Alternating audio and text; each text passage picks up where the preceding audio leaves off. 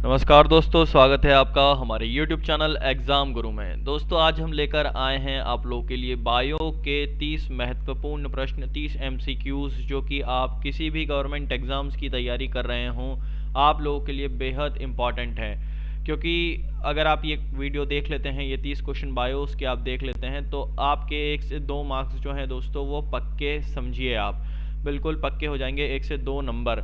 तो बिना किसी देरी किए हुए शुरुआत करते हैं आज के इस वीडियो की। लेकिन उससे पहले अगर चैनल को सब्सक्राइब नहीं किया हो तो फटाफट से चैनल को सब्सक्राइब कर दें दोस्तों, और अगर वीडियो को लाइक नहीं किया हो तो फटाफट से एक लाइक, एक शेयर और एक कमेंट भी कर दें। चलिए शुरुआत करते हैं आज के इस वीडियो की कि शायरी का गर्म सारे मुल्क में बाजार है, जिसको देखो वो कलम कागज़ के लिए तैयार है।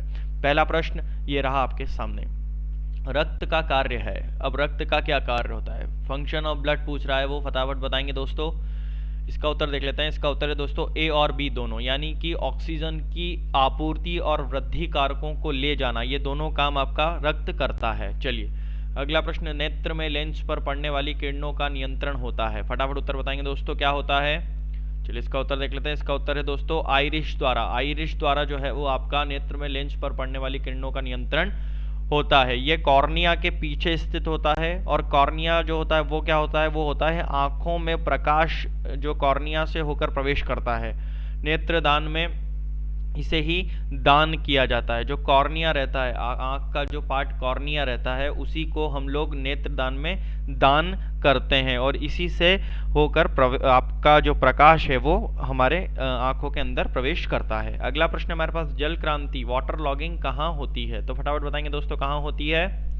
चलिए इसका उत्तर देख लेते हैं। इसका उत्तर है दोस्तों चिकनी मिट्टी यानी क्ले में। क्ले में जो है आपकी वाटर लॉगिंग होती है। ठीक है, अगला प्रश्न है हमारे पास, प्रकाश संश्लेषण में पौधे कौन सी गैस का अवचूष्ण करते हैं? तो कौन सी गैस का अवचूष्ण करते हैं? इसका उत्तर देख लेते हैं। इसका उत्तर है दोस्तों कार्बन डाइऑक्साइड। CO2 का जो प्रकाश संश्लेषण की क्रिया में कार्बन डाइऑक्साइड यानी कि CO2 का अवचूष्ण होता है। कोशिका का पावर हाउस कौन है? तो बताएंगे दोस्तों, कोशिका का जो सेल का पावर हाउस है उसे क्या बोलते हैं? हम लोग सब जानते हैं माइटोकॉन्ड्रिया। माइटोकॉन्ड्रिया जो है वो पावर हाउस ऑफ सेल के नाम से भी जाना जाता है। तो कोशियों का पावर हाउस माइटोकॉन्ड्रिया है। माइटोकॉन्ड्रिया की खोज जो है वो आपकी किलोकर ने की थी। किसने की थी? किलोकर ने की थी। लेकिन जो माइटोकॉन्ड्रिया नाम दिया था वो किसने दिया था? ये ध्यान रखना आपको, सी बेंडा ने नाम दिया था। ठीक है, सी बेंडा ने उसका नाम दिया था, और इसकी खोज जो है वो किलोकर ने की थी। ठीक है चलिए अगला प्रश्न देख लेते हैं। अगला प्रश्न है, टिटनेस बीमारी को इस नाम से भी जाना जाता है। किस नाम से जाना जाता है? फटाफट उत्तर बताएंगे। चलिए इसका उत्तर देख लेते हैं। इसका उत्तर है दोस्तों लोकाजा। लोकाजा नाम से भी टिटनेस की बीमारी को जाना जाता है, जो कि मतलब लॉग, जो जैसे हम लोग लॉग हो जाता है, जॉ लॉग हो जाते हैं, उसको हम लोग टिटनेस का इंजेक्शन बोलते हैं। टिटनेस का इंजेक्शन लगवा लें तो इस बीमारी के कारण जो है वो टिटनेस की जो बीमारी होती है लॉग जो, उसके कारण वो लगाया जाता है। अगला प्रश्न है हमारे पास, डैश की अपघटक मानव में अल्जाइमर रोग का अभिलक्षण है। तो कौन है? बताएंगे फटाफट। इसका उत्तर है दोस्तों मस्तिष्क कोशिका। जो दिमाग की आपकी सेल्स रहती हैं, मस्तिष्क की जो कोशिकाएं रहती है, उसका अपघटन मानव में अल्जाइमर रोग का लक्षण है। ठीक है, अगला प्रश्न हमारे पास, विकिरण ऊर्जा रासायनिक ऊर्जा के रूप में एकत्रित की जाती है। तो कहाँ की जाती है? फटाफट उत्तर बताएंगे। इसका उत्तर देख लेते हैं। इसका उत्तर है दोस्तों संचित भोजन में की जाती है। अगला प्रश्न हमारे पास, एक AB ग्रुप वाला व्यक्ति खून दे सकता है। किन किन को दे सकता है? फटाफट बताएंगे दोस्तों। इसका उत्तर है केवल AB को। AB जो है वो आपका AB वालों से ही खून ले सकता है, और AB वाले को ही खून दे सकता है। ठीक है, ये ध्यान रखना है आपको। चलिए अगला प्रश्न हमारे पास, एंटीजन। एंटीजन जो है वो क्या है? एंटीजन जो है वो आपकी एक एंटीबॉडी के निर्माण हेतु उत्प्रेरक है, यानी कि जो एंटीजन रहती है एंटीबॉडी के निर्माण हेतु उत्प्रेरक का कार्य करती है। ठीक है, अगला प्रश्न हमारे पास, मछली निम्नलिखित की सहायता से सांस लेती है। फट सब जानते हैं किसके उसके माध्यम से लेती है? गिल के माध्यम से लेती है। त्वचा के माध्यम से कौन लेते हैं? त्वचा के माध्यम से आपके वो लेते हैं, जो फ्रॉग रहते हैं आपके, यानी ये मेंढक जो रहते हैं वो त्वचा के उससे लेते हैं, लेकिन जो आपकी मछली रहती है वो गिल की सहायता से सांस लेती है। अगला प्रश्न है, उर्वरकों की में यह तत्व अनुपस्थित होता है। क्या कौन सा तत्व अनुपस्थित होता है? तो ध्यान रखिएगा, क्लोरीन जो है वो उसमें अनुपस्थित रहता है। अगला प्रश्न है हमारे पास, नेत्रदान में दाता आँखा के कौन सा भाग प्रत्यारोपित किया जाता है? तो कौन सा प्रत्यारोपित किया जाता है? कॉर्निया। कॉर्निया जो है नेत्रदान में दाता की आंख का कार्निया प्रत्यारोपित किया जाता है। जो रेटिना रहता है वो आंख में पाई जाती है जिस पर वस्तु का आकृति प्रतिबिंब बनता है, वो होता है रेटिना। लेकिन जो कॉर्निया रहता है, कॉर्निया वो पार्ट है जो आपकी आंखों से प्रकाश जिसके अंदर आता है, और जब दान देता है नेत्रदान, जो दाता रहता है वो जब नेत्रदान करता है तो उसमें कॉर्निया पार्ट ही दान में दिया जाता है। अगला प्रश्न देख लेते हैं। अगला प्रश्न है, क्रेब चक्र के द्वारा संश्लेषण होता है तो क्या होता है? यह इसका उत्तर दोस्तों फ्यूमेरिक अम्ल जो रहता है, फ्यूमेरिक अम्ल जो रहता है उसका कैब चक्र में के द्वारा संश्लेषण होता है। अगला प्रश्न है, मनुष्यों की आंखों के स्वस्थ क्रियाशीलता कौन सा विटामिन बढ़ाता है? तो कौन सा विटामिन बढ़ाता है? ध्यान रखिएगा, विटामिन ए, यानी कि नाइट ब्लाइंडनेस, जो हम विटामिन ए की कमी से जो प्रॉब्लम होती है वो नाइट ब्लाइंडनेस की होती है, मतलब अंधेरे में आपको दिखना कम हो जाता है। तो मनुष्यों की आंखों के स्वस्थ क्रियाशीलता का हम लोग विटामिन ए जितनी मात्रा में लेंगे उतनी मात्रा में हमारी आंख जो है वो अच्छी होगी। अगला प्रश्न है हमारे पास, ग्रीन हाउस प्रभाव के कारण, ग्रीन हाउस प्रभाव के कारण क्या होता है? उत्तर बताएंगे। इसका उत्तर है दोस्तों, पृथ्वी का तापमान बढ़ जाता है, बढ़ रहा है। जो ग्रीन हाउस गैसेस हैं उनका जिन मात्राओं में उत्पादन बढ़ रहा है, जिन मात्राओं में उनका जो कंटेंट है वो बढ़ रहा है, तो उसके कारण क्या है? पृथ्वी का तापमान बढ़ रहा है। अगला प्रश्न हमारे पास, किण्वक क्या है? तो किण्वक बताएंगे दोस्तों क्या होता है? किण्वक एक जैविक उत्प्रेरक है। क्या है? जैविक उत्प्रेरक है। अगला प्रश्न है हमारे पास, अधिकांशतः प्रयोग किया जाने वाला प्रतिजैविक पेनिसिलिन कौन बनाता है? तो क्या बनाता है वो? उत्तर देंगे इसका, कवक से। जो बनता है पेनिसिलिन, जो प्रतिजैविक पेनिसिलिन है वो बनता है किससे बनता है? वो कवक से बनता है, यानी कि फंजाई से बनता है। किससे बनता है? फंजाई से। अगला प्रश्न है हमारे पास, मियोसिस किस स्टेज पर गुणसूत्रों की संख्या आधी हो जाती है? मियोसिस की कौन सी स्टेज पर हो जाती है?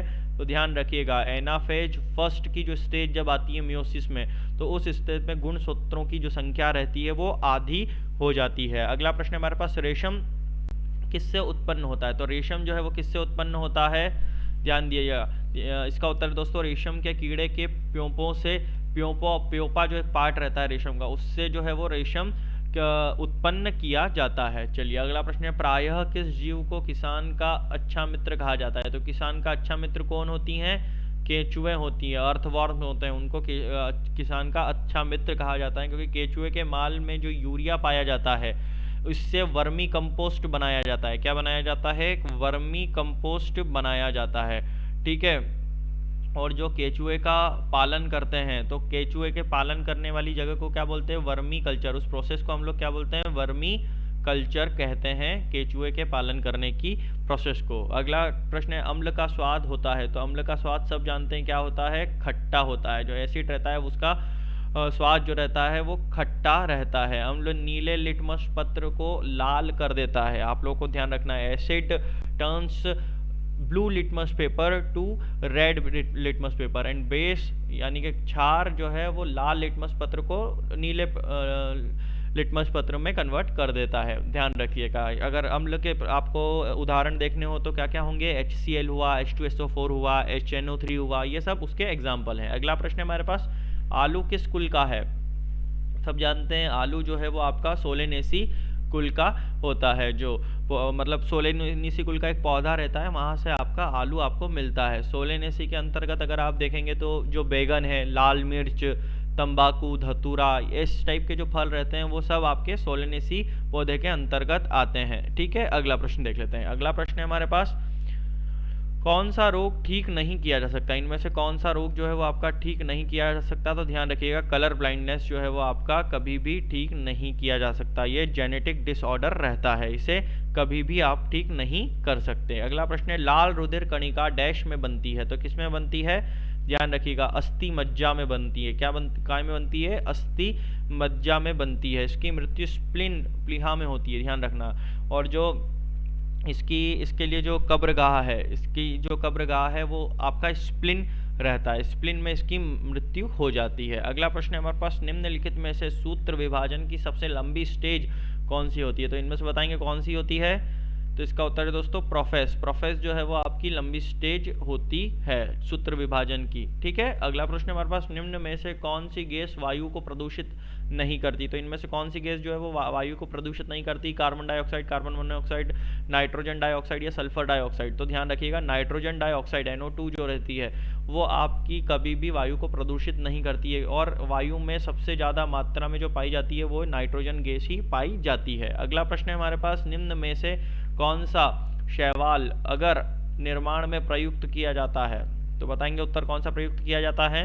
इसका उत्तर है दोस्तों ग्रेसिलेरिया। ग्रेसिलेरिया जो है वो आपका निर्माण में प्रयोग किया जाता है शैवाल अगर के। ठीक है, अगला प्रश्न है हमारे पास, रुधिराणु की कितने प्रतिशत लाल रक्त कणिकाएं होती हैं? तो कितने प्रतिशत होती हैं? 90% तक लाल रक्त कणिकाएं होती हैं। चलिए दोस्तों, आज के वीडियो का आखिरी प्रश्न, कि काला आजार रोग निम्नलिखित में से किसके काटने से फैलता है? तो इसका उत्तर मैं नहीं दूंगा, इसका उत्तर आप लोगों को कमेंट बॉक्स में कमेंट करके बताना है। इससे पता चलेगा कि आप लोगों की तैयारी कितनी चल रही है, कितना आप एग्जाम्स को लेकर सीरियस हैं। चलिए दोस्तों, आज के वीडियो में इतना ही। अगले वीडियो में फिर मुलाकात होगी, लेकिन उससे पहले चैनल को सब्सक्राइब नहीं किया हो तो फटाफट से दोस्तों चैनल को सब्सक्राइब कर दीजिएगा, और अगर वीडियो को लाइक नहीं किया हो तो फटाफट से एक लाइक, एक शेयर और एक कमेंट भी ठोकते हुए चलें। चलिए, मुलाकात होगी अगले वीडियो में अगले विषय के साथ, कुछ नए क्वेश्चंस के साथ। तब तक के लिए मैं विदा लेता हूँ कि सितारों को आंखों पर महफूज रख लो, बहुत दूर तक रात ही रात होगी। मुसाफिर हूँ मैं भी, मुसाफिर हो तुम भी। अगले वीडियो में फिर मुलाकात होगी, तब तक के लिए जय हिंद, जय भारत।